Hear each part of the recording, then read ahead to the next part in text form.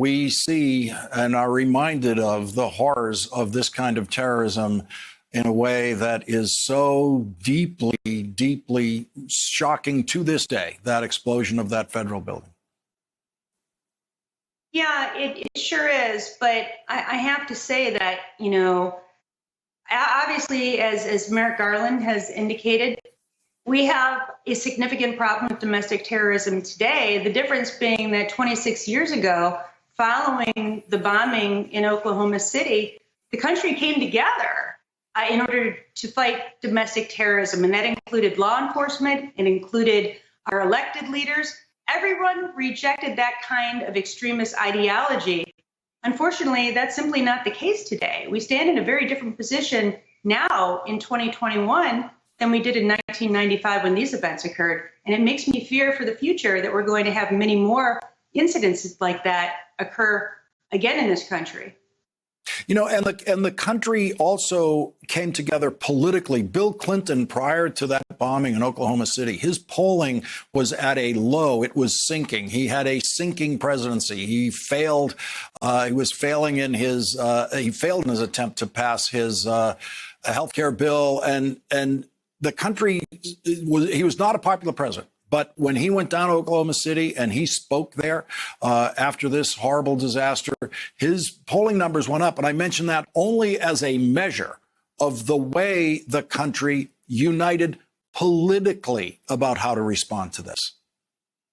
Yeah, well, if this gives you any sort of indication, I recently testified before a congressional committee in the House, the Subcommittee on Intelligence and Counterterrorism.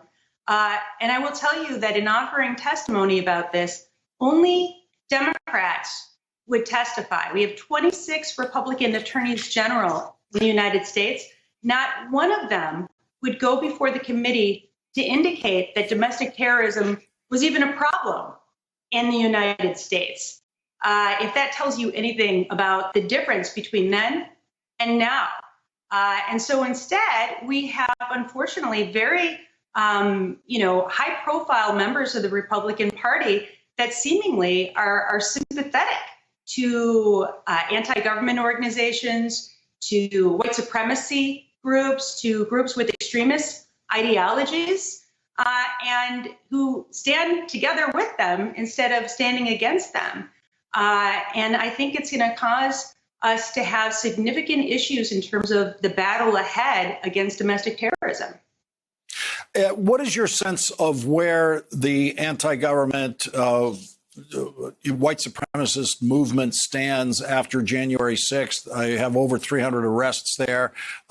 Is it a setback? Is it just, or where are we in that now?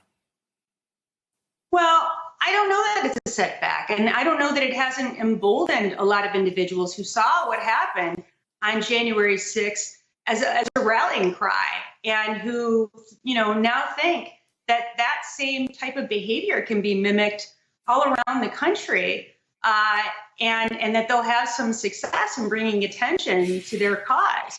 And again, the problem is the response to it. If the country had completely united after January 6th and said, wow, we got a real problem here. We have to do everything we possibly can to pass the best laws we can federally to combat domestic terrorism, which is an issue. We don't have the right laws in place, and to put the kind of funding necessary towards combating domestic terrorism.